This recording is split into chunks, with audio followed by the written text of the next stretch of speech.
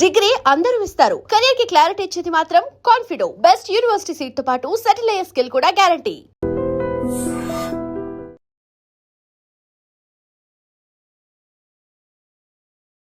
Welcome to iDream media. So BP చాలామంది ఈ సమస్యతో ఇబ్బంది పడుతూ ఉన్నారు. చిన్న వయసులోనే 20 years ఆఫ్ ఏజ్లోనే హై బీపీ అనేది ఇబ్బంది పెడుతుంది. అసలు ఎందుకు ఈ సమస్య ఇంతలా వస్తుంది, మరి బీపీకి ట్యాబ్లెట్స్ వాడాల్సి వస్తే జీవితాంతం వాడాల్సిందా వివరాలు తెలుసుకుందాం. ఈరోజు మనతో పాటు ఉన్నారు ప్రముఖ general physician doctor Prashanth Reddy గారు from Renova hospitals, Banjara Hills. Doctor గారు నమస్తే అండి. నమస్కారం అండి. డాక్టర్ గారు, జనరల్గా హై బీపీ సో ఒకప్పుడంటే 40-50 ఏళ్లలో చూసేవాళ్ళము, ఇప్పుడు అలా కాదు, 20 years ఆఫ్ ఏజ్ నుంచి చూస్తూ ఉన్నాము. అసలు ఏంటి హై బీపీ, ఎందుకు వస్తుంది? హై బీపీ జనరల్గా రావడానికి 2-3 కారణాలు ఉంటాయండి మెయిన్గా. సో జనరల్లీ ఎప్పుడైనా సరే మనము ప్రైమరీ సెకండరీ కాజెస్ అని చెప్పి చూస్తాం. సో జనరల్గా ఎసెన్షియల్ కాజెస్, ప్రైమరీ కాజెస్ ఏంటంటే మనం ఏదైతే మనం మాడిఫై చేసుకోగలుగుతామో, లైక్ మన ఒబిసిటీ కానివ్వండి, మన తినే లైఫ్ స్టైల్స్ కానివ్వండి, హై షుగర్స్, ఇలా మనం మాడిఫై చేసుకునే వాటిని మనం మాడిఫైయబుల్ రిస్క్ ఫ్యాక్టర్స్ అంటాం. సో ఈ రిస్క్ ఫ్యాక్టర్స్ ఏవైతే మనం మాడిఫై చేస్తామో దాంతో మనం బీపీని తగ్గించుకోవచ్చు. కొన్ని నాన్ మాడిఫైయబుల్ రిస్క్ ఫ్యాక్టర్స్ అంటాం.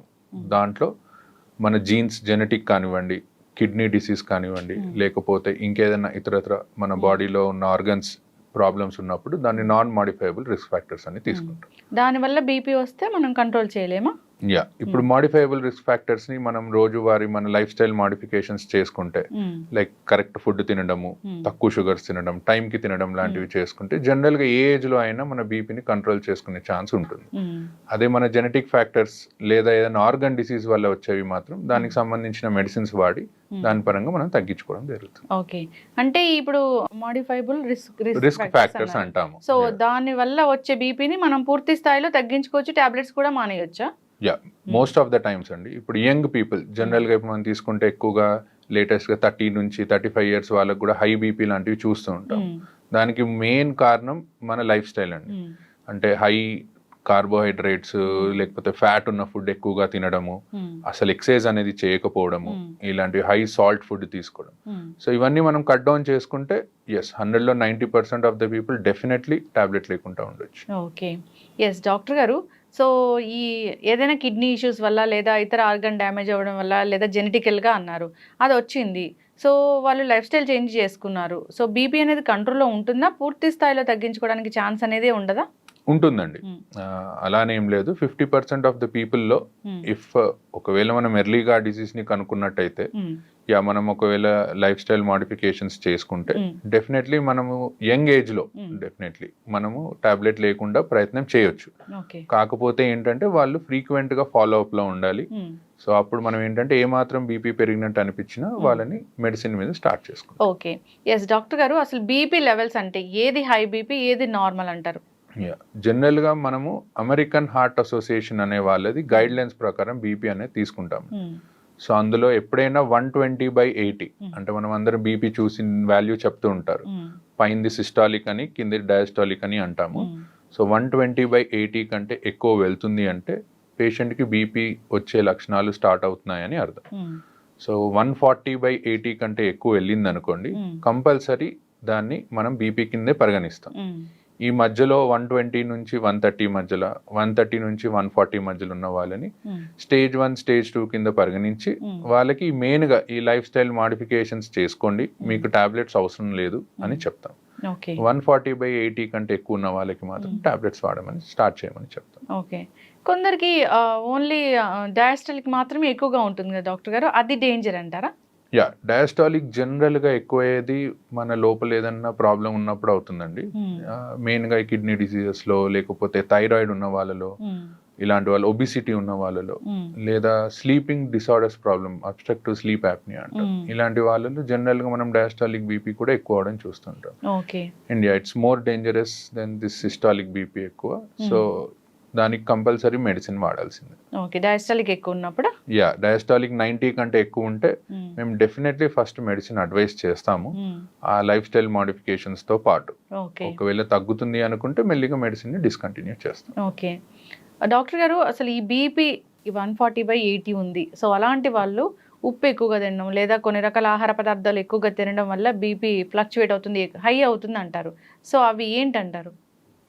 మెయిన్గా సాల్ట్ అండి. సాల్ట్ ఇంటేక్ ఎప్పుడైనా సరే తక్కువగా ఉండాలి. ఇప్పుడు కొంతమంది తినాల్సిన దానికంటే మోతాదుకు మించి సాల్ట్ తీసుకుంటారు. సో ఫస్ట్ అది కట్ డౌన్ చేయాలి. దాంతోపాటు హై కొలెస్ట్రాల్ ఉన్న ఫుడ్ని ఎప్పుడైనా కట్ చేయాలి. కొలెస్ట్రాల్ ఎక్కువ అవుతే మన బ్లడ్ వెళ్ళేది తక్కువ స్పీడ్లో ఎక్కువగా వెళ్తుంది. సో ప్రెషర్ అనేది పెరుగుతూ పోతుంది. సో హై కొలెస్ట్రాల్ ఉన్న ఫుడ్స్ కానీ హై సాల్ట్ ఉన్న ఫుడ్స్ కానీ అవాయిడ్ చేసుకుంటే డెఫినెట్లీ మనం ఒక 5 to 10 డిఫరెన్స్ చూడొచ్చు బీపీలో. ఎస్, ఖచ్చితంగా డాక్టర్ గారు. సో డాక్టర్స్ టాబ్లెట్స్ ప్రిస్క్రైబ్ చేశారు. సో ఏ టైంలో, అంటే ప్రతిరోజు ఒకటే టైంలో వేసుకోవాలా, ఎప్పుడైనా టైం మారితే ఏమైనా ప్రాబ్లమా? సో టాబ్లెట్ వేసుకున్నామా లేదా అని మర్చిపోయి ఇంకో టాబ్లెట్ వేసుకుంటే ఏం జరుగుతుంది?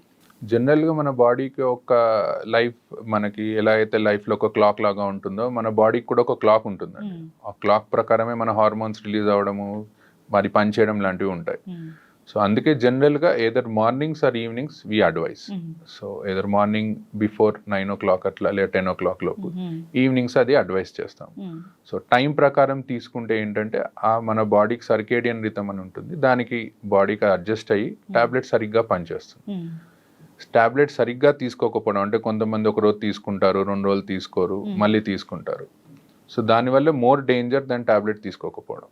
సో దానివల్ల ఏమవుతుందంటే బాడీకి పని చేయాలా పని చేయొద్దా అనే దాంట్లో పడిపోయి టాబ్లెట్ పనితనం ఇంకా తగ్గిపోతుంది. ఓకే, అంటే ఒక రోజు 2 రోజులు తీసుకోవడం మానేస్తే మళ్ళీ తర్వాత స్టార్ట్ చేస్తే అలా అంటే దాన్ని ఫ్రీక్వెంట్ గా చేస్తే ఎప్పుడన్నా ఒకసారి అనేది అందరూ మర్చిపోతారు, that's okay. But maximum times మర్చిపోకుండా రోజు వేసుకోవడం is better option. Yes doctor గారు, ఫీవర్స్ వచ్చినప్పుడు నార్మల్గా డోలో అలాంటివి వేసుకుంటూ ఉంటారు. సో అది డాక్టర్ దగ్గరికి వెళ్ళే పని లేకుండా ఇంట్లో over the counter of medicine వాడుతూ ఉంటారు. సో హై బీపీ ఉన్నవాళ్ళు ఇలాంటి డోలోలు వేసుకోవచ్చా? సో అలాంటప్పుడు బీపీ టాబ్లెట్ వేసుకోవచ్చా లేదా? సో జనరల్గా బీపీలో 2 types చూస్తామండి. ఇప్పుడు ఫీవర్ వచ్చినప్పుడు కొంతమందికి బీపీ పెరగొచ్చు, కొంతమందికి తగ్గొచ్చు. సో ఇన్ఫెక్షన్ చాలా ఎక్కువ ఉందనుకోండి, అప్పుడు బీపీ అనేది బాగా తగ్గిపోతూ ఉంటుంది. సో దాన్ని మనం షాక్ అని అంటాము సిచ్యువేషన్. సో అందుకే ఎప్పుడైనా హై గ్రేడ్ ఫీవర్ వస్తే మీరు డోలో ఇంట్లో వేసుకున్నా సరే వెళ్ళి డాక్టర్ని కలవండి.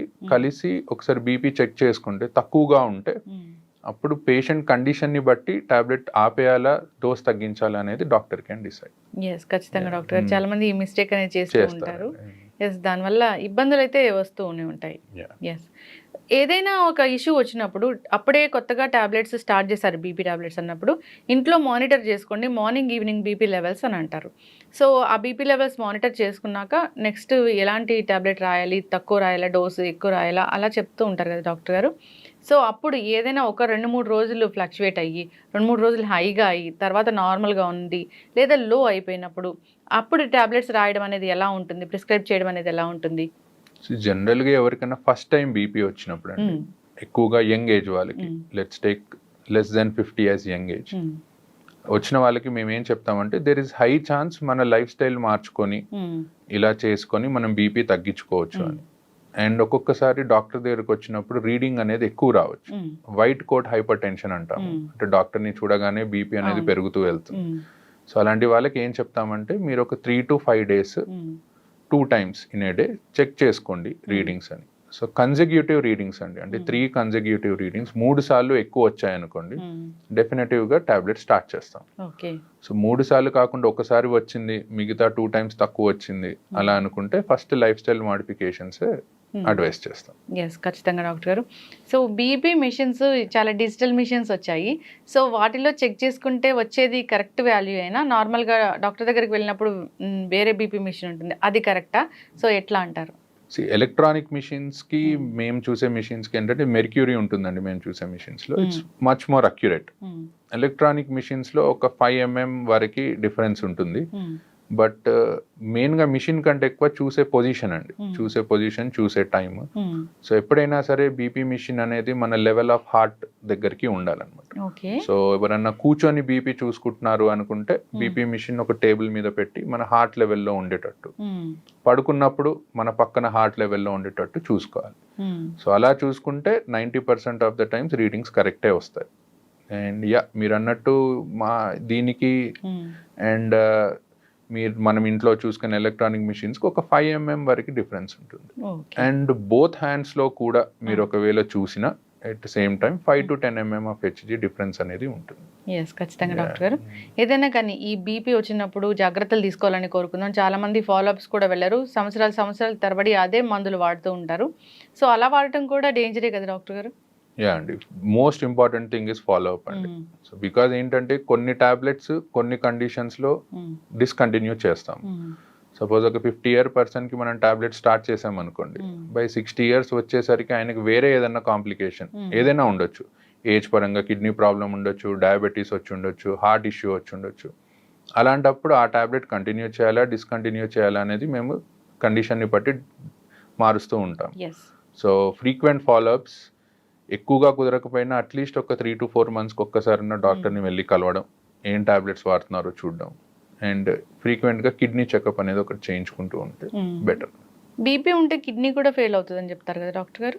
యా, జనరల్గా ఏంటంటే ఏ బీపీ కానివ్వండి, డయాబెటీస్ కానివ్వండి, మన బాడీలో కిడ్నీని, హార్ట్ని, ఐస్ని ఒకవేళ ఎక్కువగా ఉన్నాయి అనుకోండి లెవెల్స్, డ్యామేజ్ చేస్తూ ఉంటాయి. సో ఇవి లాంగ్ టర్మ్గా బాడీలో మనకి ఎర్లీ ఏజ్లో బీపీ వచ్చినట్టయితే లాంగ్ టర్మ్గా కాంప్లికేషన్స్ వచ్చే ఛాన్స్ ఎక్కువగా ఉంటుంది. కానీ మనం ఫ్రీక్వెంట్గా ఒకవేళ చెకప్ చేయించుకొని టాబ్లెట్స్ కరెక్ట్గా వాడితే మాత్రం మోస్ట్ ఆఫ్ ద టైమ్స్ ఎవరికి కిడ్నీ డిసీజెస్ అనేవి రావు. బీపీ పేషెంట్స్ తీసుకెళ్ళినప్పుడు డాక్టర్స్ అడుగుతూ ఉంటారు, బ్లర్ విజన్ ఏమైనా ఉందా మీకు అని. అది ఎందుకు డాక్టర్ గారు? బేసికల్గా హైపర్టెన్సివ్ రెటినోపతి అని అంటామండి. అంటే హై బీపీ ఉండడం వల్ల ఐస్ డ్యామేజ్ అవుతూ ఉంటాయి, ఆ రెటీనా అనేది డ్యామేజ్ అవుతూ ఉంటుంది. అండ్ సో దానికోసం ఏంటంటే ఎవరైనా కొత్తగా బీపీ డయాగ్నోస్ అయిన వాళ్ళు, హై బీపీతో డయాగ్నోస్ అయిన వాళ్ళకి ఫస్ట్ వెళ్ళి ఒకసారి ఐ చెకప్ చేయించుకోమని చెప్తాం. ఎందుకంటే మనకి ఎన్ని రోజుల నుంచి హై బీపీ ఉందనేది తెలియదు, ఎంత డ్యామేజ్ అయిందనేది తెలియదు. సో ఒకసారి చెక్ చేయించుకొని దాని తర్వాత దెన్ వి గో అహెడ్. ఖచ్చితంగా డాక్టర్ గారు జాగ్రత్తలు అయితే తీసుకోవాలని కోరుకుందాం, ఫాలోఅప్కి వెళ్ళాలని కోరుకుందాం డాక్టర్ గారు. సో బీపీ అంటే అదేం చిన్న విషయం కాదు. సో అది కంట్రోల్లో లేకపోతే ఆర్గన్స్ అనేవి డ్యామేజ్ అవుతాయి, కాబట్టి జాగ్రత్తలు తీసుకోవాలని కోరుకుందాం. చాలా చక్కటి ఇన్ఫర్మేషన్ అండి, ధన్యవాదాలు. Thank you.